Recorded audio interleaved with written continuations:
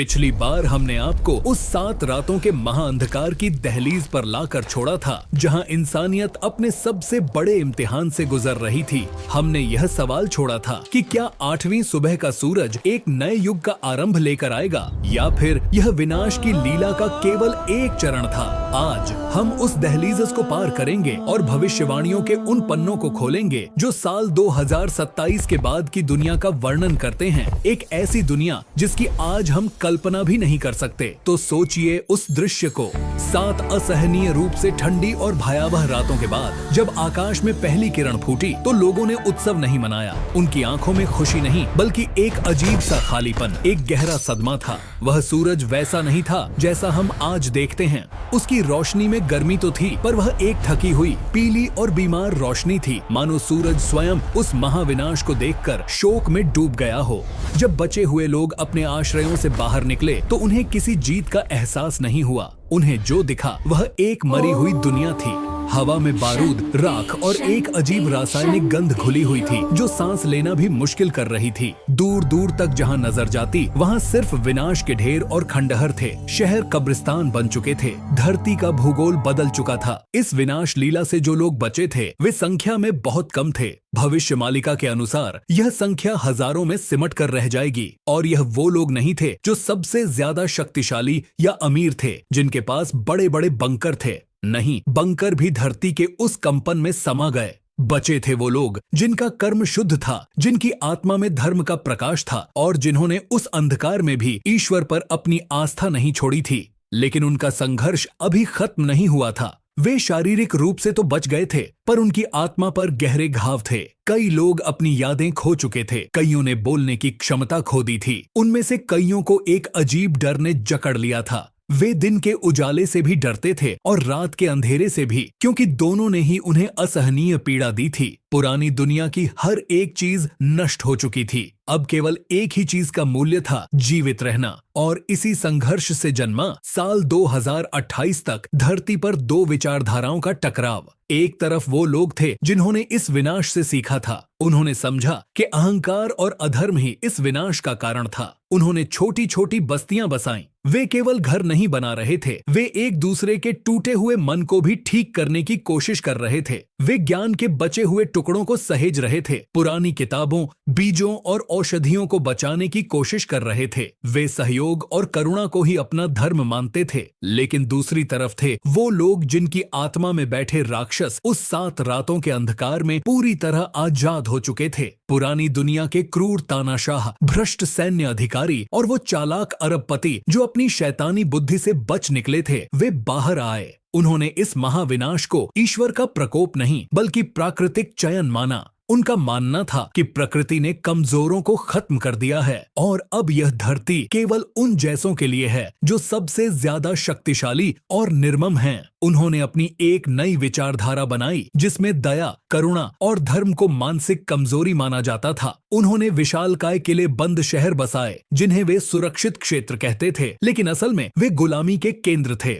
उन्होंने कमजोर और धर्मपरायण लोगों के समूहों पर हमला किया, उनके बच्चों और महिलाओं को उठाया और पुरुषों को अपनी फैक्ट्रियों और खदानों में काम करने के लिए मजबूर किया। यह अधर्म का एक नया और कहीं ज्यादा भयावह रूप था, क्योंकि यह तकनीक और क्रूरता का एक मिश्रण था। इन अधर्मी सरदारों ने मिलकर एक वैश्विक संगठन बनाया जिसका मुखिया कलिपुरुष का ही एक अंश था और जिसका एकमात्र लक्ष्य था पूरी पृथ्वी के बचे हुए संसाधनों और इंसानों पर अपना नियंत्रण स्थापित करना। साल 2029 तक धरती का बड़ा हिस्सा इन अधर्मियों के नियंत्रण में आ चुका था। ऐसा लगने लगा कि शायद ईश्वर ने भी इस दुनिया को उसके हाल पर छोड़ दिया है। और तभी जब निराशा के बादल सबसे घने थे, तब उम्मीद की पहली किरण फूटी। हिमालय की उन गुप्त गुफाओं से जहां महान सप्त अर्ष और सिद्ध योगी हजारों वर्षों से तपस्या में लीन थे, वे बाहर आए।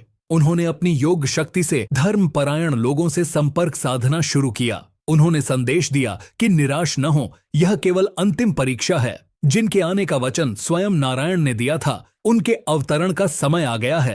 आकाश में अद्भुत संकेत प्रकट होने लगे। 7 ग्रह एक ऐसी दिव्य सीधी रेखा में आ गए जैसा लाखों वर्षों में नहीं हुआ था, और उस रेखा के केंद्र में एक नया नीला तारा प्रकट हुआ जो दिन में भी दिखाई देता था। यह भगवान विष्णु के अवतरण का ध्रुव तारा था। उसी समय कई पवित्र स्थानों पर जैसे गंगा का उद्गम स्थल और भगवान जगन्नाथ की भूमि पर लोगों ने एक अलौकिक सफेद घोड़े देवदत्त को देखा, जिसके पंख थे और जिसकी गति मन से भी तेज थी। वह आता, एक क्षण के लिए दिखाई देता और फिर विलीन हो जाता। यह इस बात का सीधा संकेत था कि भगवान कल्कि के अवतरण की भूमिका तैयार हो चुकी है। और फिर जैसा कि भविष्य पुराण और भविष्य मालिका में लिखा है, उत्तर भारत के संभल नामक ग्राम में, जो अब तक अधर्मियों की नजर से बचा हुआ था, एक श्रेष्ठ ब्राह्मण विष्णु यशा और उनकी पत्नी सुमति के घर भगवान विष्णु ने अपने 10वें और अंतिम अवतार भगवान कल्कि के रूप में जन्म लिया। वे एक साधारण बालक के रूप में जन्मे, लेकिन उनके जन्म के समय ही आकाश दिव्य प्रकाश से भर गया और दिशाएं पवित्र हो उठीं। उन्होंने बहुत ही कम आयु में अपनी लीला दिखानी शुरू कर दी। एक बार जब अधर्मियों का एक दस्ता उनके गांव के पास पहुंचा, तो बालक कल्कि केवल उनके सामने जाकर खड़े हो गए। उन्होंने कोई शस्त्र नहीं उठाया, केवल उनकी आंखों में देखा। उनके नेत्रों से ऐसा तेज निकला कि उन क्रूर सैनिकों के हाथ से हथियार छूटकर गिर पड़े और उनके मन में अपने पापों का बोध होने लगा। वे रोते हुए उनके चरणों में गिर पड़े और उसी दिन से उनके पहले अनुयायी बन गए। ऐसी लीलाओं से उनका यश चारों ओर फैलने लगा। साल 2030 तक भगवान कल्कि युवा हो चुके थे और उन्होंने धर्म योद्धाओं को एकत्रित करना शुरू कर दिया।